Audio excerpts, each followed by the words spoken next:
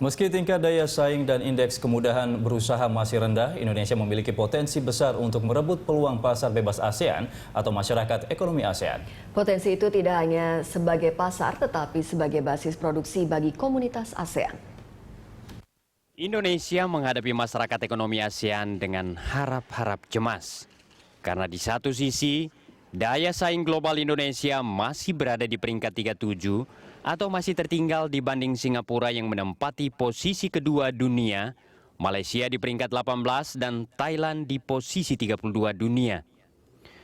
Demikian pula peringkat kemudahan berusaha yang masih berada di posisi 109 dari 189 negara.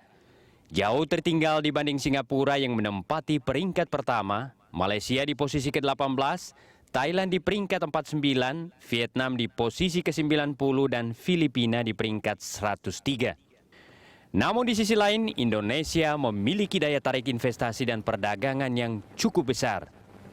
Berdasarkan data BKPM, nilai investasi asing global ke Indonesia meningkat lebih dari 3 kali lipat sejak cetak biru MEA dicetuskan. Konferensi Perdagangan dan Pembangunan PBB bahkan mencatat penanaman modal asing ke Indonesia pada tahun 2014 sudah mencapai 22,6 miliar dolar dengan laju pertumbuhan sebesar 20%. Pertumbuhan sebesar itu merupakan yang tertinggi di ASEAN, karena Singapura hanya tumbuh 4,2% dan Vietnam sebesar 3%, sementara Thailand turun 10,3%. Sedangkan investasi dari negara-negara ASEAN ke Indonesia meningkat dari 8,7 miliar dolar tahun 2013 menjadi 13,5 miliar dolar pada tahun 2014. Secara umum, ASEAN masih menjadi kawasan yang menarik bagi investor dengan laju pertumbuhan ekonomi sebesar 4,4% tahun 2014 dan diperkirakan mencapai 4,9% tahun 2015. Dan produk domestik bruto sebesar 2,4 triliun dolar Amerika.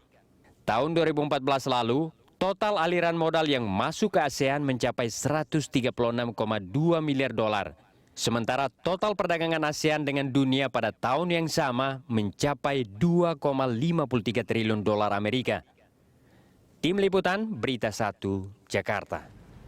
Rendahnya tingkat pendidikan tenaga kerja Indonesia menjadi tantangan terberat memasuki persaingan masyarakat ekonomi ASEAN. Jika tidak disiasati, tenaga kerja kita bakal tersingkir di negeri sendiri.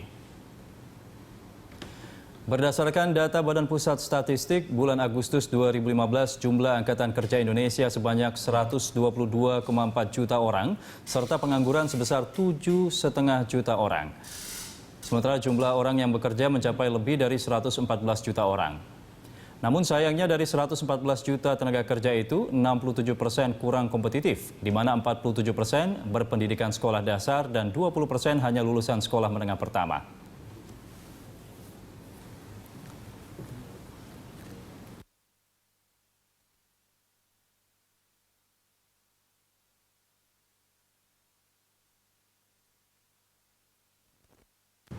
Masyarakat ekonomi ASEAN tidak hanya membuka arus perdagangan barang dan jasa. Pemerintah harus bekerja keras meningkatkan kualitas sumber daya manusia Indonesia agar tidak tergilas gempuran tenaga asing dari negara tetangga.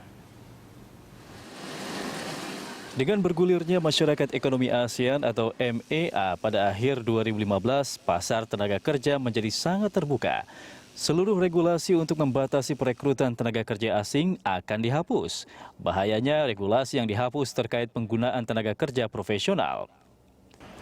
Sebagai proteksi, pemerintah telah menetapkan 12 sektor industri prioritas untuk mendapatkan skema sertifikasi kompetensi profesi melalui Badan Nasional Sertifikasi Profesi atau BNSP.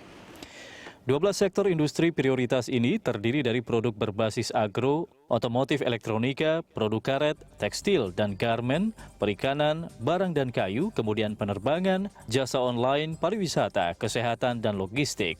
Hingga awal Desember ini, 12 komite sertifikasi sektor BNSP telah menetapkan 270 skema sertifikasi, menyiapkan 2.700 tenaga penguji kompetensi, mendirikan 24 lembaga sertifikasi baru, dan mengumpulkan 30 calon lembaga sertifikasi profesi, serta telah menjalankan sertifikasi terhadap 88.000 tenaga kerja pada 11 sektor industri prioritas. Namun Ketua BNSP Sumarna Abdurrahman mengaku belum puas dengan perkembangan penerapan standar kompetensi di sektor industri prioritas. Pasalnya penyusunan standar kompetensi belum merata dan baru sektor pariwisata yang telah komprehensif. Sementara Ketua Asosiasi Pengusaha Indonesia Haryadi Sukamdani menyoroti stagnasi produktivitas buruh nasional yang tidak sesuai dengan upah buruh yang terus meningkat. Saat ini tingkat produktivitas Indonesia bertengger di peringkat 115 dalam laporan daya saing global versi World Economic Forum.